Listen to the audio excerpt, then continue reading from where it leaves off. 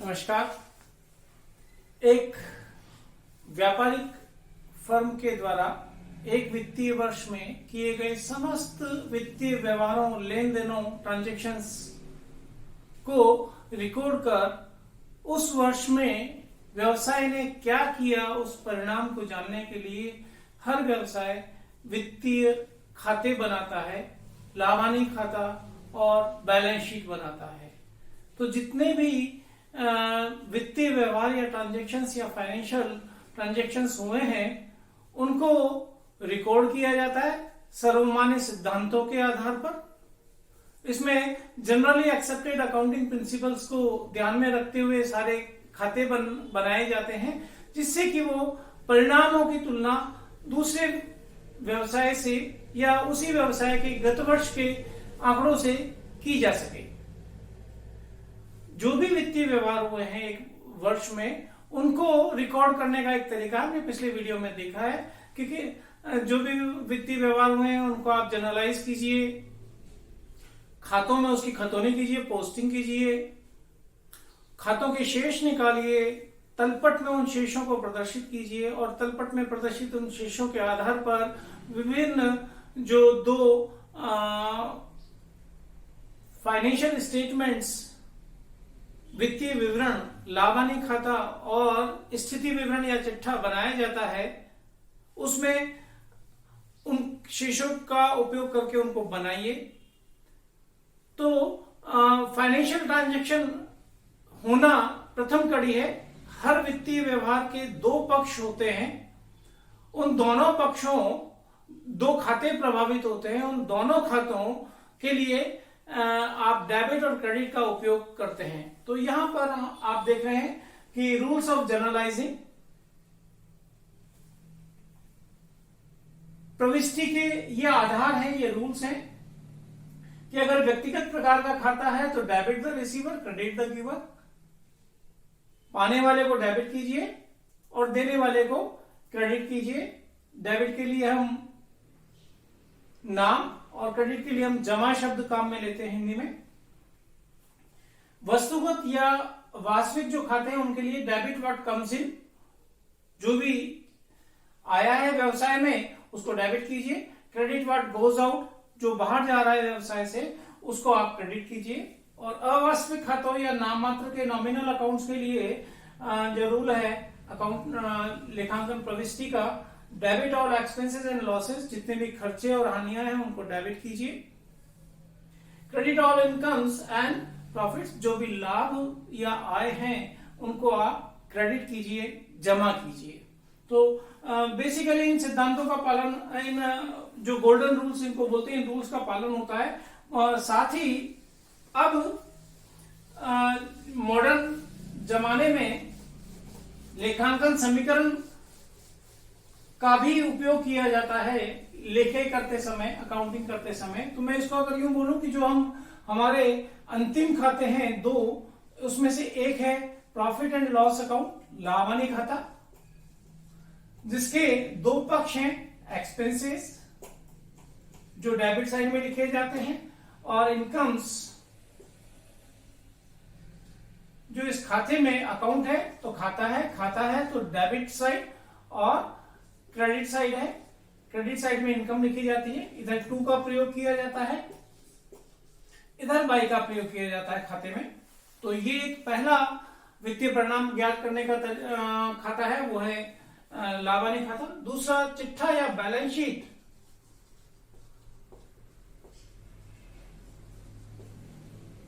जिसके भी दो पक्ष हैं, एसेट्स एंड लायबिलिटी, संपत्तियां और दायित्व। ध्यान है ये खाता नहीं है, इसलिए डेबिट और क्रेडिट साइड यहां पर प्रदर्शित नहीं होता। 2 और बाई का प्रयोग इसमें नहीं किया जाता है, एक विवरण पत्र की तरह बनाया जाता है।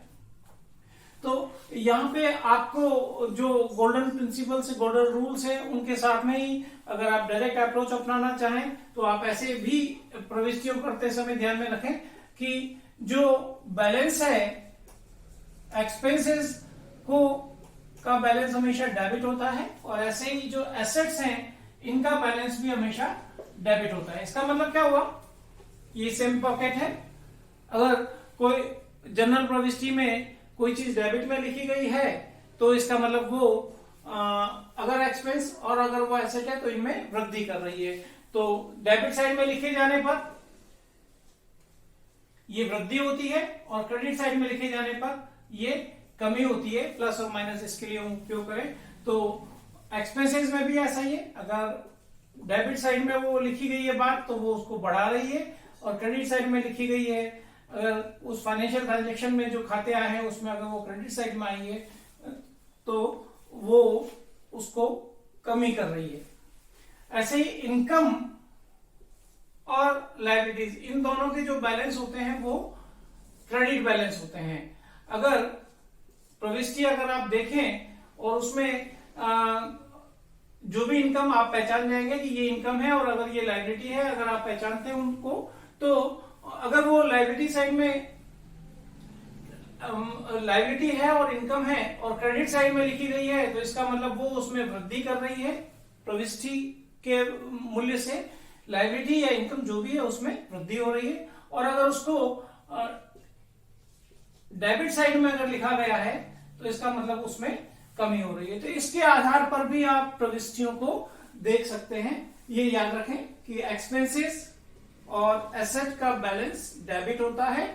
अगर वो प्रविष्टि में डेबिट साइड में लिखी गई है तो वृद्धि है और क्रेडिट साइड में लिखी गई है तो कमी है। इसी प्रकार से इनकम और लायबिलिटी का बैलेंस जो कि क्रेडिट बैलेंस होता है, तो अगर वो क्रेडिट साइड में लिखी गई है तो वृद्धि है और अगर डेबिट साइड में लिखी गई है तो इसमें कमी को प्रदर्शित कर रहा है। इन बातों को ध्यान में रखते हुए हम जनरल प्रविष्टियां करते हैं। तो आज हम उस प्रोसेस को ही समझने के लिए 2-3 एग्जांपल ले लेते हैं क्विकली।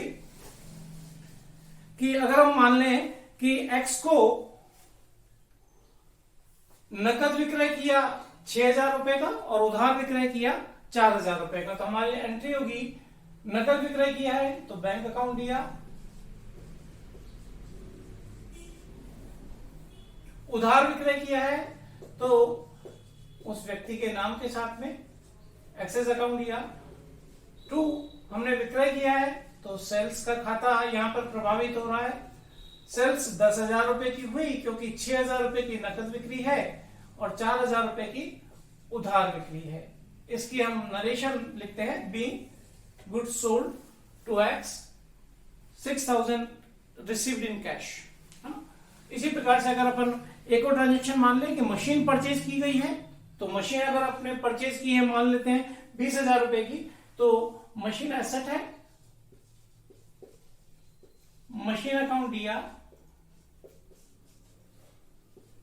2, परचेज किया है तो बैंक से पैसा गया है, बैंक अकाउंट 20,000 रुपए उसका अमाउंट है, अगर है तो 20,000 रुपया।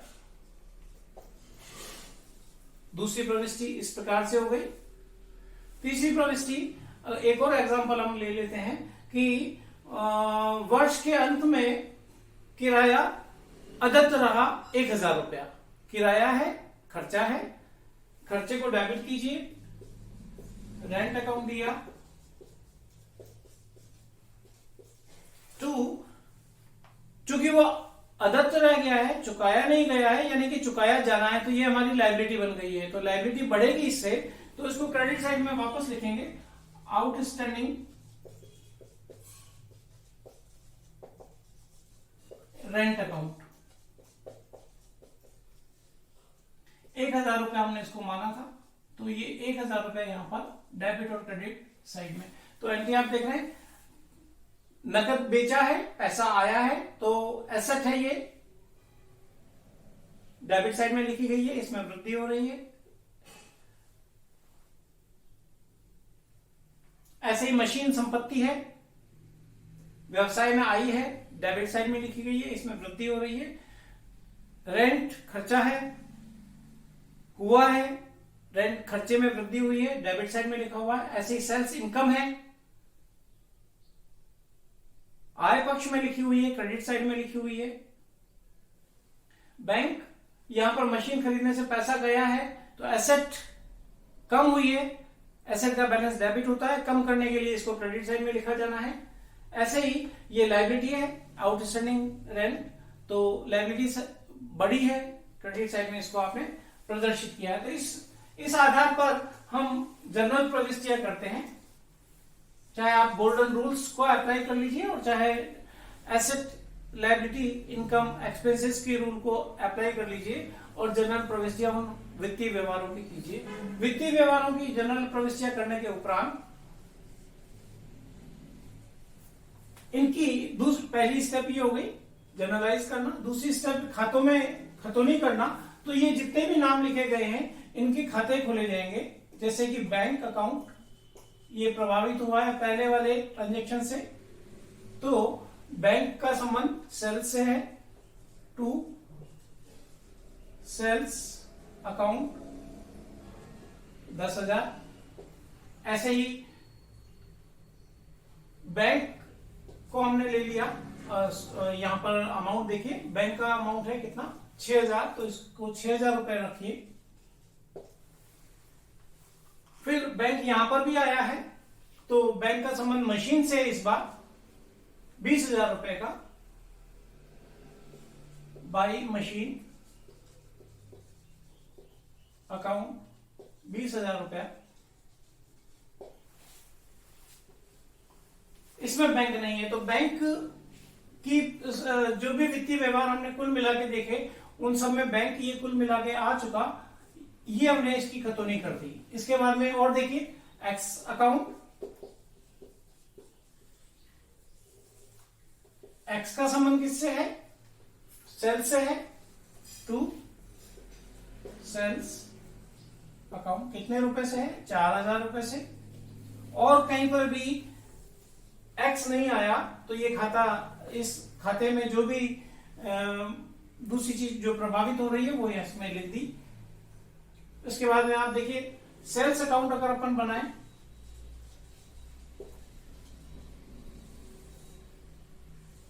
तो सेल्स का संबंध बैंक से भी है 6,000 बाई एक्सेस अकाउंट, एक्स से भी है 4,000।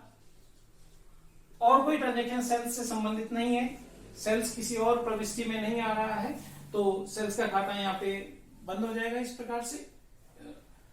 इसके बाद में आप देखिए मशीन अकाउंट, इसको मैं चूंकि ये प्रविष्टि से संबंधित सारी बातें हमने ले ली तो यहां बना रहा हूं मशीन अकाउंट।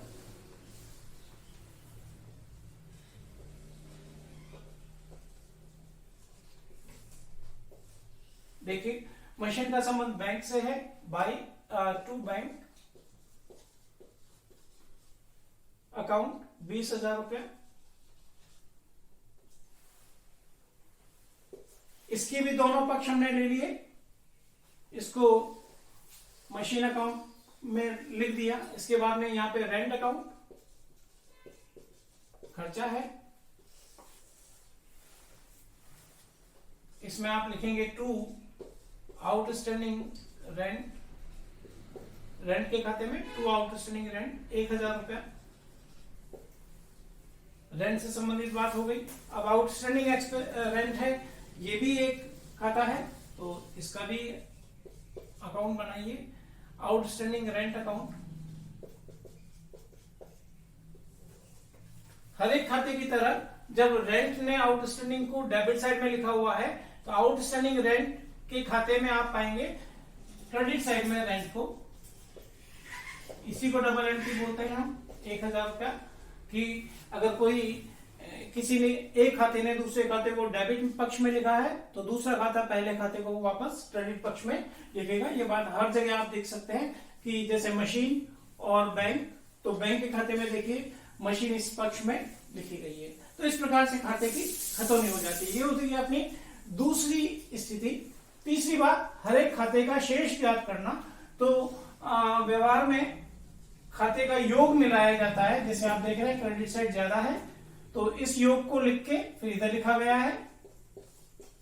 अब यहां पे बैलेंसिंग फिगर है अपने पास में कितना 14,000, इसको लिखा जाता है टू बैलेंस सीडी। ये कब किया जाता है, बैलेंस कब मिलाया जाता है, जब वित्तीय वर्ष समाप्त हो रहा हो, प्रायः 31 मार्च को। वित्तीय वर्ष जो है प्राय 31 मार्च को, अगर कहीं कैलेंडर ईयर है तो 31 दिसंबर हो जाएगा या इस पर क्वेश्चन हो जाएगा। 31 मार्च के दिन बैंक का क्रेडिट पक्ष ज्यादा है और डेबिट पक्ष कम है और इसका बैलेंस है 14,000। चूंकि ये एसेट है और बैलेंस इसका क्रेडिट साइड में आ रहा है तो वास्तव में ये बैंक ओवरड्राफ्ट की तरह शो होगा बैलेंस शीट में। एक्स का खाता, इसका भी ऐसे ही अगर आप मिलाएंगे तो डेबिट साइड में है 4,000, इधर आपको 4,000 का बैलेंस मिलाना है। बैलेंसिंग फिगर 4,000 रुपए इस पक्ष में आएगी, बीइंग बैलेंसिंग फिगर। इसका नाम है बाई बैलेंस सीडी। ये बैलेंस ले जाया जाएगा आगे खातों में 4,000 रुपए। इसी प्रकार से इसको देखेंगे आप तो 10,000 क्रेडिट पक्ष में, डेबिट पक्ष में भी टोटल कितना होना चाहिए 10,000। इसके लिए क्या करें, बैलेंसिंग फिगर को यहाँ पे लिखें। बैलेंसिंग फिगर कब बना रहे हैं अपन, 31 मार्च को, इसलिए इसको लिखेंगे टू बैलेंस सीडी। सीडी लगाया जाता है जब भी क्लोजिंग बैलेंस है। अगर कहीं ओपनिंग बैलेंस इन खातों का अपने को पहले से मिला होता तो उस खाते के पक्ष में अगर वो बैंक अकाउंट है तो डेबिट बैलेंस चूंकि होता है तो डेबिट साइड में लिखते टू बैलेंस बीडी एक्स। ऐसे ही सेल्स आय की मद है, इसका बैलेंस अगर अपने पास में होता अगर होता तो क्रेडिट पक्ष में होता। ऐसे मशीन है, संपत्ति है, डेबिट बैलेंस इसका होता है। अगर ओपनिंग बैलेंस होता तो हम टू बैलेंस बीडी लिखते। तो उस खाते का बैलेंस जिस नेचर का वो खाता है उस पक्ष में ओपनिंग बैलेंस और प्राय विपरीत पक्ष में क्रेडिट बैलेंस आता है। यहाँ पे आप अपवादजनक स्थिति देख रहे हैं क्योंकि क्रेडिट साइड ज्यादा है तो इसका बैलेंस इस पक्ष में प्रदर्शित हो रहा है, तो ये बैंक ओवरड्राफ्ट की तरह ट्रीट होगा। मशीन का भी बैलेंस ऐसे ही निकाले 20,000 तो 20,000 इधर, बैलेंसिंग फिगर यहां पर आएगी 20,000 जिसका नाम by balance CD being balancing figure. इसी प्रकार से इसमें भी आप देखेंगे तो 1,000 रुपया बैलेंसिंग फिगर है बाई बैलेंस सीडी। ऐसे इसमें भी अगर आप देखेंगे तो टू बैलेंस सीडी 1,000 रुपया आएगा। तो ये जो क्लोजिंग बैलेंसेस आए हैं इन क्लोजिंग बैलेंसेस को अगली स्टेप में हमें कहां ले जाना है, ट्रायल बैलेंस में लेके जाना है। जिस तरीके से ये बैलेंस आए उसी तरीके से ले जाएंगे। तो इस पक्ष को मैं ले लेता हूं। सबसे पहले नेक्स्ट स्टेप है अपनी 4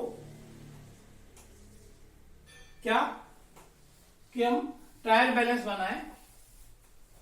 इसको ध्यान रखें कि ये बैलेंस कौन सा है, डेबिट साइड ज्यादा है इसलिए ये बैलेंस डेबिट बैलेंस कहलाएगा, है लिखा हुआ क्रेडिट साइड में। तो मशीन का डेबिट बैलेंस 20,000 रुपया।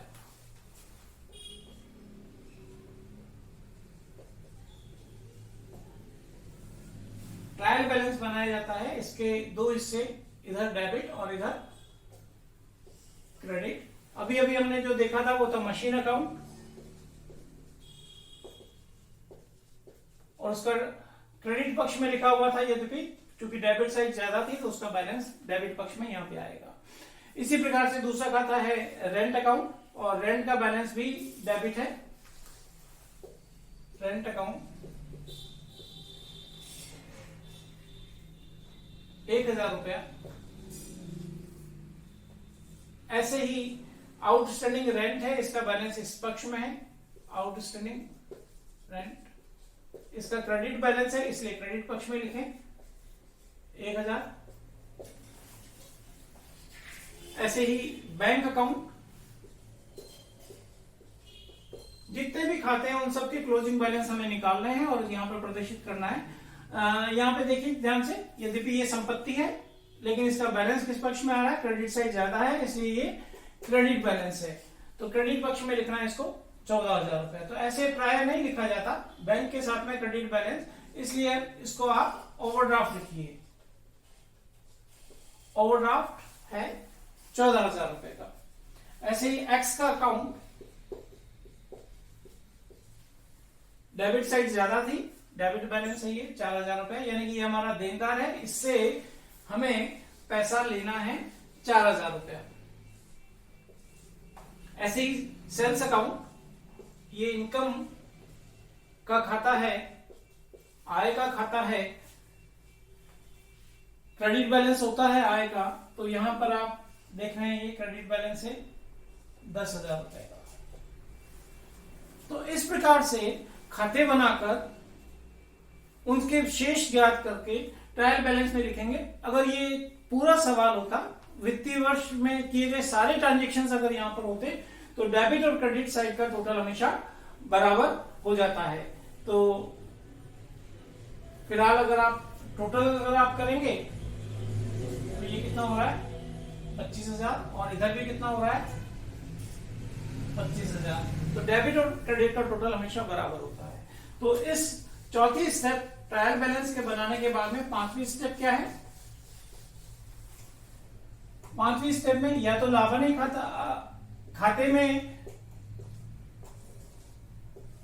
ये मदें जाएंगी, और या फिर ये बैलेंस शीट में मदें जाएंगी। जो दो वित्तीय विवरण है ये बनाए जाएंगे इनके सहायता से।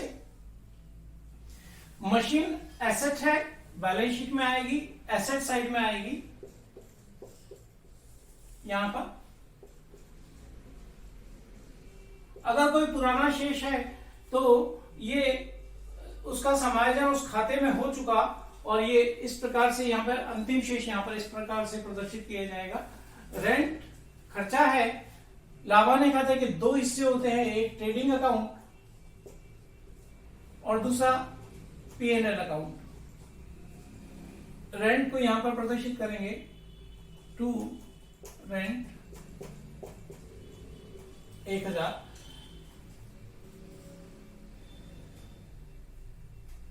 बैंक का अगर खाता है तो ये बैंक 14,000 रुपया। ऐसे ही एक्स का अकाउंट है, ये हमारा दिन बैंक का खाता, चूंकि ये ओवरड्राफ्ट है इसलिए इसको आप इस पक्ष में बताएंगे, बैंक ओडी। क्रेडिट बैलेंस है इसका 14,000 रुपया, और एक्स से हमें पैसा लेना है, ये हमारी संपत्ति है 4,000, और सेल्स आय है, P&L अकाउंट से संबंधित है, सेल्स 10,000। तो इस प्रकार से हम शेषों को संबंधित खाते में प्रदर्शित कर देते हैं।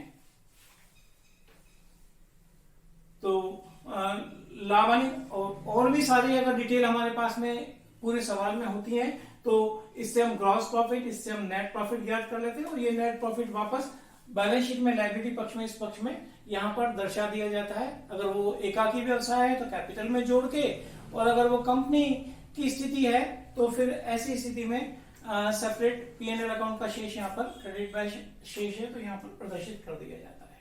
तो ये पूरा एक प्रोसेस है जिसमें फाइनेंशियल ट्रांजेक्शन को किस प्रकार से रिकॉर्ड किया जाता है और कैसे उनसे अंतिम खाते तैयार होते हैं और परिणाम पर उनका क्या प्रभाव पड़ता है, उस सभी चीजों को इस प्रकार से पूरे प्रोसेस में हम देखते हैं। धन्यवाद।